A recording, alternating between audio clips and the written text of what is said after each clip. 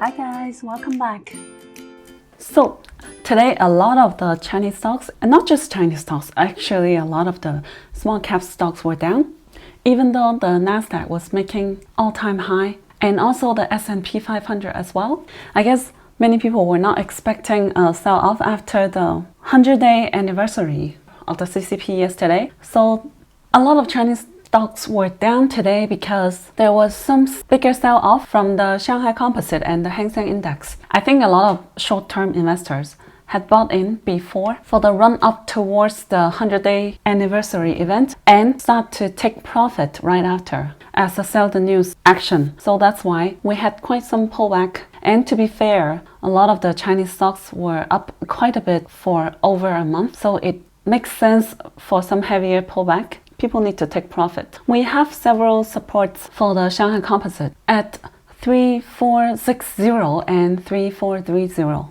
And I think at most it can backtest the 250 MA, and this pullback would not likely change the uptrend in the long term or my conviction on Chinese stocks overall. I still think we are heading into a much longer bull run in the future, and I'm talking about 5 to 10 years bull run. So doesn't matter for me if I need to tolerate the short-term pullback for now. I don't know how long it will last, but it kind of makes sense to have some pullback after a strong run-up for more than a month. I see some people in the Discord getting worried that bad things happen for the 100-day anniversary, and that's why it caused the big sell-off. So here I want to reinforce my conviction on the Chinese stocks, and also I want to do a recap of the 100-day event, just a little bit highlight, and then see if we can bring some insights for the individual stocks. Okay, so first I will play some key highlights from the speech and the event, and I'll do the translation and share what my point of view is and what I take from it.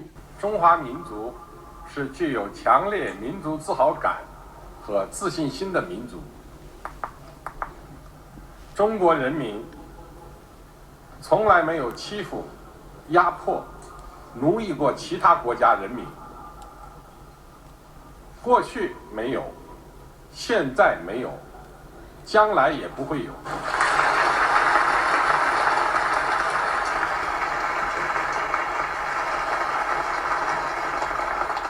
So here he said that the Chinese group is an ethnic group that is extremely proud of their identity, which is true because pride is very important for the Chinese culture for thousands of years. And then he said that China in the whole history had never bullied or oppressed any other ethnic groups or countries in the past, and not at this moment, and will never be in the future. So I think he means that in thousands of years when China was the leader of the world before and never had intention to bully or invasive of other countries.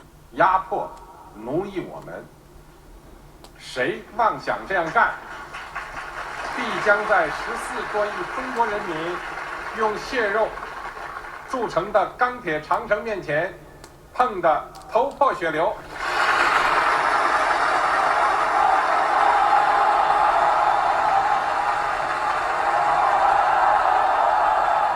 So here he said that, but at the same time, China would also never let any external power to bully or oppress Chinese. And whoever intend to do that would for sure get better by the solid wall formed by 1.4 billion of Chinese people. And here you can for sure see the patriotism, how much they can agree with this or synchronize with it. And we should all know that who he is referring to is the US. Again, I need to say that this is not a political channel and I don't want to talk politics here. And I don't necessarily agree with everything the CCP does. But there are some things that I think every Chinese on earth can agree on. It is that pride has been very important for the culture for thousands of years. And after the shame everybody went through for the past century, after all, Chinese just want to feel proud again. And I think this inner power can be extremely powerful to achieve many things in the future. It had already in the past, and I think it will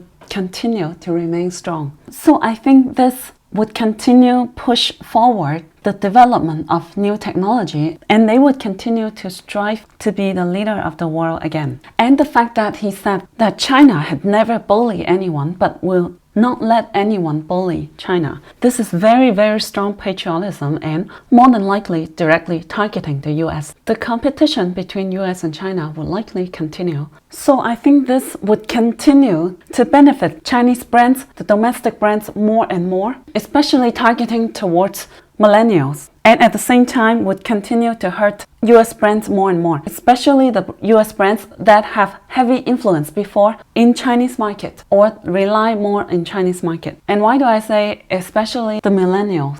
中国人的志气、骨气、底气，不负时代，不负韶华，不负党和人民的殷切希望。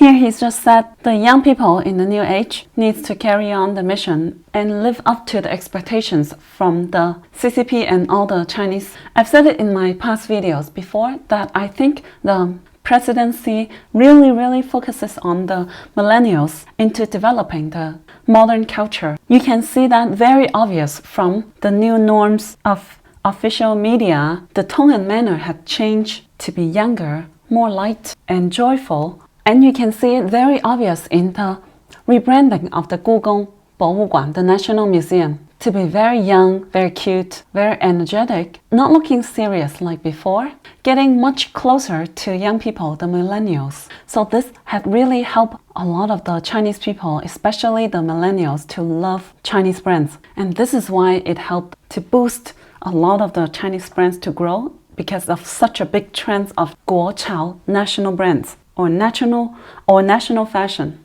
It's different than all the time before, and I think it is a very good and smart strategy. He made a very good choice to do all these changes. Because in the past, what protected Chinese brands might be simply the high taxes for foreign brands, but in the future, it's gonna be the Chinese people actually love more Chinese brands than foreign brands. And this is extremely different. Because before, Chinese people had to buy Chinese brands because it's cheaper. And going forward into the future, Chinese people would want to buy Chinese brands because they think it's more fashionable. And they genuinely love it more. So that is the huge difference now and then. And at night, there was the art show that celebrates the whole event. They did the whole timeline for the 100 years in the past. Here is a picture of the first national-made cars as an important achievement. Here is a picture of the national-made airplane that can go on the ground and water as well. So the important milestones in the past, I think in the future it's gonna be more milestones like first electric car that is the leader in the world, or the drone or air taxi that is revolutionizing or leading the world's air mobility. That would be the milestone that would be listed in the future, I believe. This is a very blurry picture of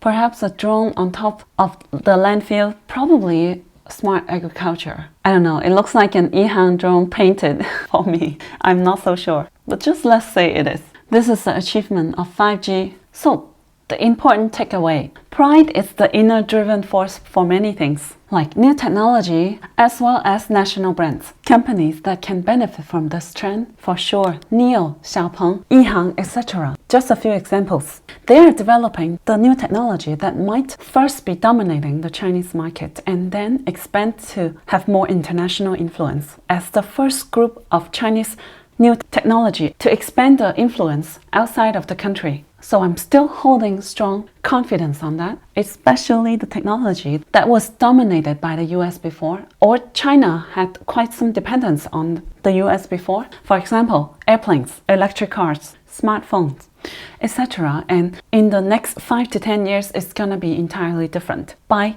the development of these new techs. And yes, Huawei is one of them, but no one is allowed to invest in Huawei. But it doesn't mean they don't have the leading technology.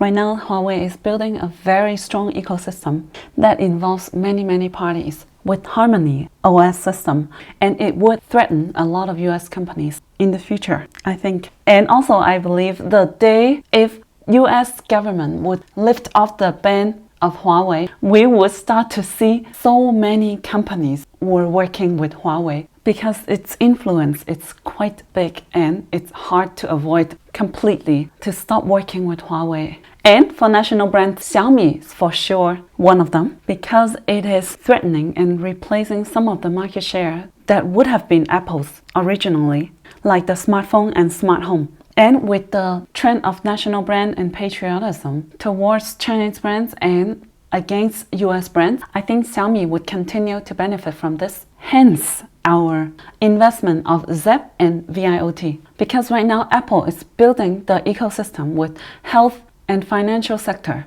by the Apple Watch. And I believe that Zepp would be working on that in the Chinese market to begin with, within the Xiaomi ecosystem right now, but later on expand to more and bigger influence into the smart health sector. Health and finance, same strategy, but we'll aim to take away the market share from Apple. And of course, Luckin Coffee as well. Right now, coffee market is growing by double digit every year in China. One of the fastest growing market in the world for coffee market. And Starbucks is still the #1 brand in China in terms of market share. And I think, of course, it would be taken away by a Chinese brand, a national brand, because Starbucks is a US brand. And I think Luckin Coffee would benefit from that the most. Speaking of which, it had been growing very well recently. Even today with the bloodbath in the small caps and especially Chinese stocks still remaining strong. It had grown 20 to 30% since the last time I called out for Luckin Coffee to break out. And I gave out a price target of 15 plus in this summer. So let's see if it can get there in a few months. And I think Luckin Coffee would for sure benefit from this trend to take away the market share from Starbucks and replace it to become the #1, the dominating position of coffee market in China. On top of that, I think it is the 兵家必争之地 between the US and China. The key of the Chinese financial market as well. Chinese government and Chinese company need Luckin Coffee to succeed and the US wants Luckin to fail. So right now, Luckin cannot fail for many reasons. That's why I have always held strong with Luckin and not worry about it even though the share price had such a roller coaster, so much up and down. Didn't worry me too much because I just know it cannot fail. And maybe YSG too, but right now the dominating brands in China are still European, so maybe not as much, but still would benefit from the trend of national brands. Lately, the share price had been a hit because one of the co-founders leaving the company and he holds 7% of the shares, so it makes sense for the fall. Now that's it for what I want to highlight today. Some key takeaways from the 100-day event and reinforcing my conviction on the Chinese stocks as for the future 5 to 10 years. When the market is volatile, and I don't know how long this pullback would last, I would focus more on my top 5, my highest conviction ones. So if anything, I can have less stress. And I hope you do focus on your highest conviction stocks too. So it's easier to go through the rain and storm in the stock market. Now let me know in the comment section down below what you think about this, whether you agree with my thesis and what are your strongest conviction stocks. Now if you have enjoyed this video, please give me a big like and write me a great comment and I'll see you in my next video. That's it guys. Hope you can find my videos helpful. Make sure you subscribe to my channel and give me a big like. Thank you.